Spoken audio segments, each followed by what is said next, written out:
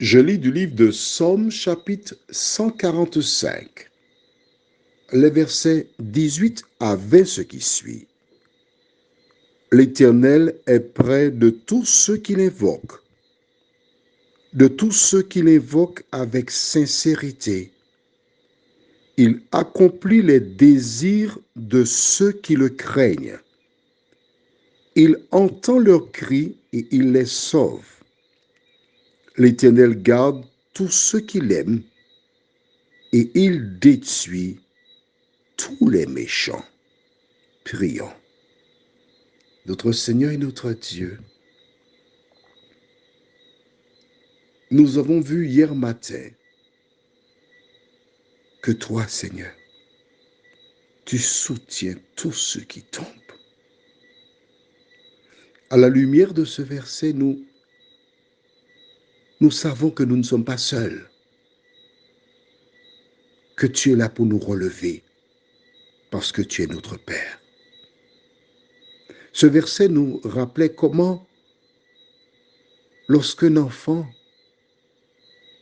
qui marche à quatre pattes se tient debout pour faire quelques pas, lorsque le parent n'est pas très éloigné, il essaie de le récupérer avant qu'il ne tombe. Mais toi, Seigneur, tu es continuellement à nos côtés pour nous relever. Tandis que nous étudierons les versets de ce jour, nous te remercions de nous aider à les conserver précieusement dans notre mémoire.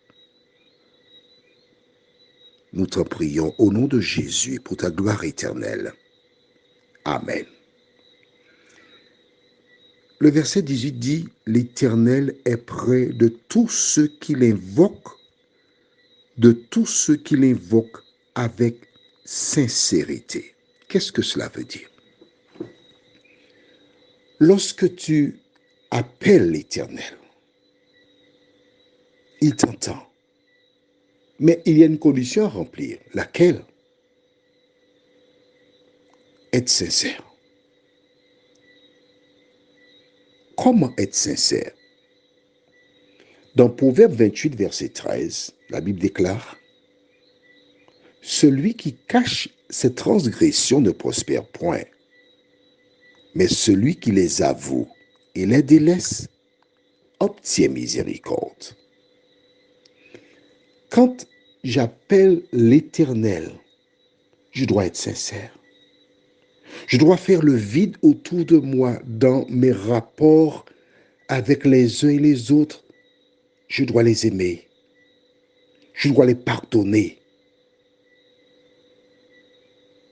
Eh oui.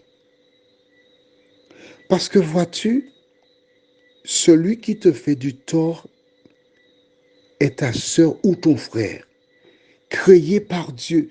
Donc nous sommes tous des créatures de Dieu. Nous sommes tous des frères et sœurs.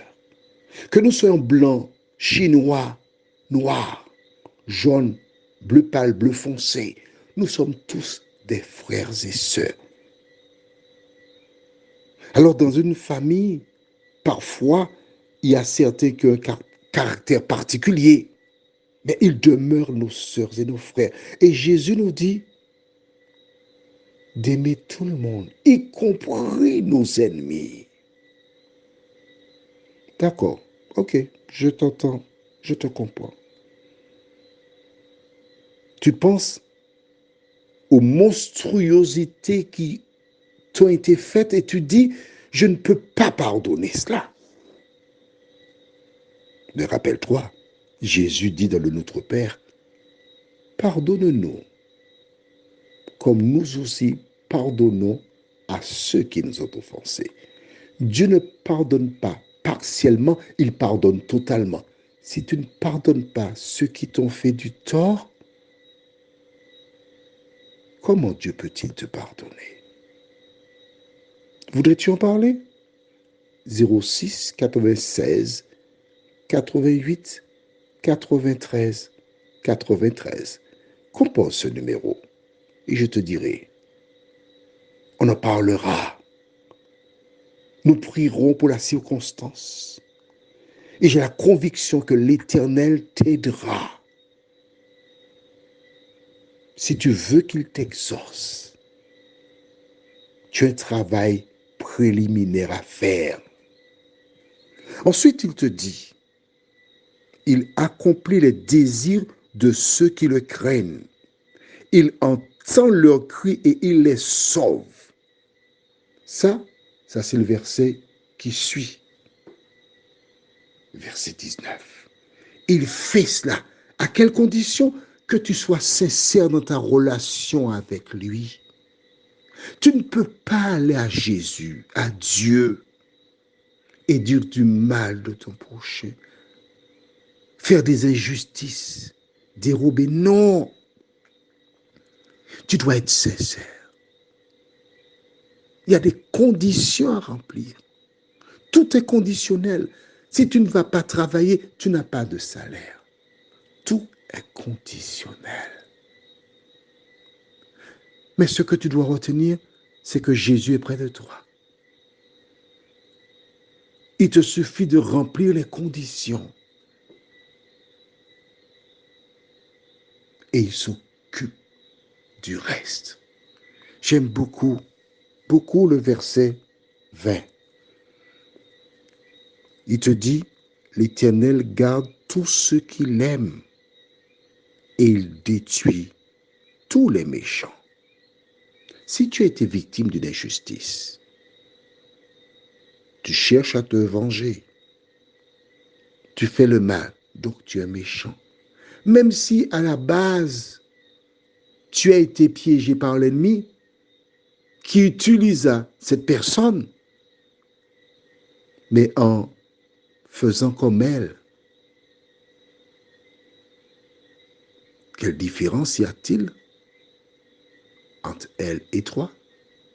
Aucune. Vous êtes du même père. Y avais-tu pensé avant? Prions. Notre Dieu, notre Père, tu nous dis ne rendez pas le mal pour le mal. C'est parce que tu sais fort bien que des gens nous feront des choses. Ils nous feront du mal parce qu'ils sont des ténèbres. Et tu nous invites à demeurer la lumière, le contraire du mal. Pardon, Seigneur, pardon. Car par le passé, nous avons été prompts à réagir, à parler, à agir. Mais aide-nous en ce matin, Seigneur, à être la lumière, à briller, à vivre pour toi. Que ton esprit continue de nous conduire jour après jour. Aide-nous à faire un pas à la fois, nous t'en prions, au nom de Jésus et pour ta gloire éternelle. Amen. Je te souhaite une bonne journée et n'oublie pas, l'Éternel est près de toi.